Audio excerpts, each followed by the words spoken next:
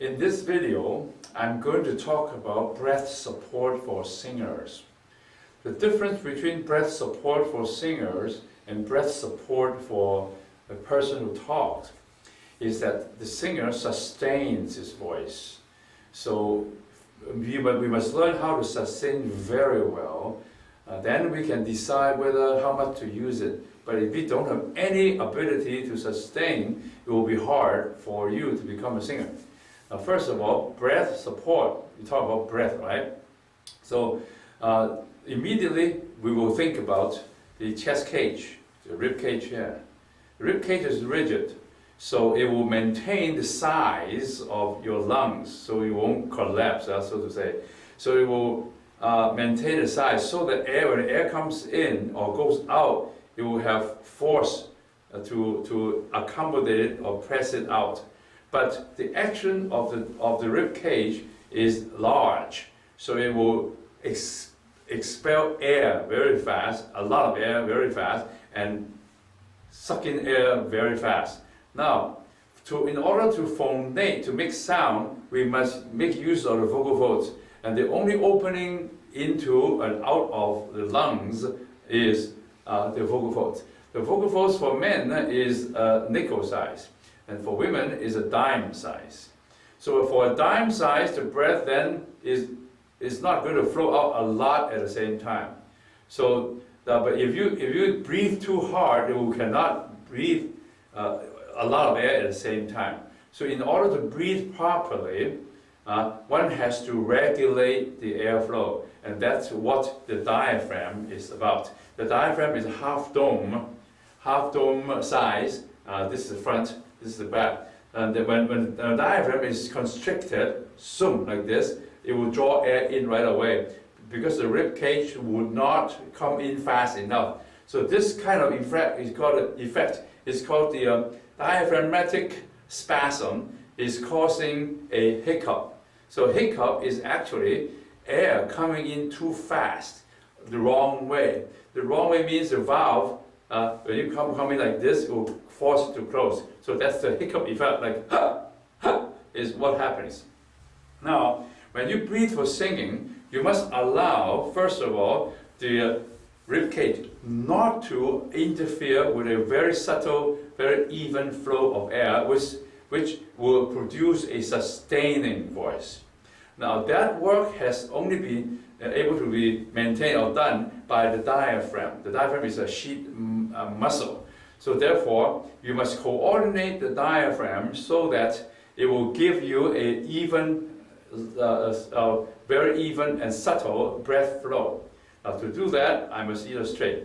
First of all, in order to let the diaphragm work effectively to control the airflow, which is a sheath muscle, you must control the movement of the rib cage. See, if the rib cage is not moving, the diaphragm would have to work. Then when it works, because it is a sheath muscle, it will effect a very even flow through your glottis here.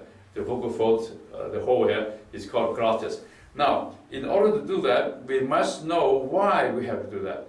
The rib cage, when it expands, it draws in a lot of air, which the opening here, the tract here, or the glottis cannot accommodate. So the diaphragm is normally, when the rib cage is expanded, will come up in order to avoid the hiccup effect, and then slowly come down. The problem with a lot of singers, or even talkers, speakers, is like this. When they raise the chest, then it says the diaphragm goes in. Not much air exchange. So if for a good breather or singer who uses his breath effectively, we must raise the chest and expand the diaphragm up right afterwards. Or even expand the diaphragm immediately, which pushes your stomach and other organs out, so your tummy becomes a little bigger, like this.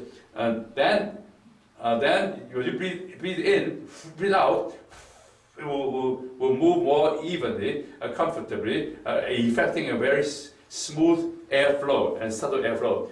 Now, what we want to do is to let the diaphragm to do its work, and the rib cage accommodates it. To do that, I suggest that we assume a certain posture. This posture is able to disable part of the action of the rib cage so the diaphragm would work. Now, by doing so, we must program our mind to direct the body to do this subconsciously. So that means a lot of practice. Now, in order to assume this posture, we can raise our hands up. Raising our hands up, as you will see, if you do it right now, you'll feel that there is tension in the back muscle, around this muscle, which pulls on the rib cage, so the rib cage cannot move that much. It's hard to move like this, but when you like this, the rib cage can move a lot. So watch also too. If my rib cage is directing the airflow, the diaphragm then is going opposite direction. For example, I'm expanding my chest. Okay, this goes in. When I press down, tummy goes up. So normally many people sing like that. They press down, the tummy goes up, and they try to regulate the flow. But this is not directly controlling your breath process. In order to learn how to use the diaphragm effectively and let the rib cage to accommodate the diaphragm, we must then assume a certain process, and as you breathe, you think about what the diaphragm is doing. So what we do is, first of all, form a little slit in your lips. It's the size of a dime or nickel. This way, what you do is breathe out air and breathe in like this. You will realize when you breathe out air, like this, you can last a long time. But because that is how your vocal folds work. So they work to produce sound. So you're supposed to give a very even and subtle flow through the vocal folds. Try this every day, 10-15 times, okay? Regularly, 2 times a day, 10-15 times. When you do it, you think about the diaphragm. But breathe in. You'll notice this is all tightening, it's tightening. In fact, when you do it many times, these muscles in the stomach are going to give you some pain. That's good, because it's going to burn all the fat away. Okay? Now, when you breathe, make sure that you are using the diaphragm as a leader. The rib cage follows along. So when you sing, you can actually practice singing like this. Amazing grace, how sweet the sound. You see? I'm supporting with an even flow. It's much better than amazing grace.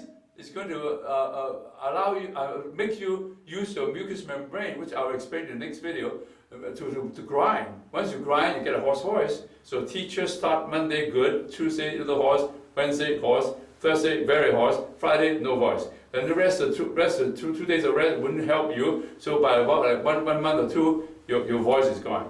So in fact, if you breathe very well, you can talk a long time. And then using technique of phonation and resonance, you're going to be able to sing or talk 3, 4, 5 hours a day without getting hurt. So Monday is as fresh as Friday. See? So now, also make sure that you know when you breathe, breathing should be a relaxation exercise. In other words, when you first sing, you were relaxing and very nice. After an hour singing, you get very tired. If you breathe properly, each breath is going to relax you and revitalize you, start you afresh. So therefore, make sure when you sing, you breathe enough.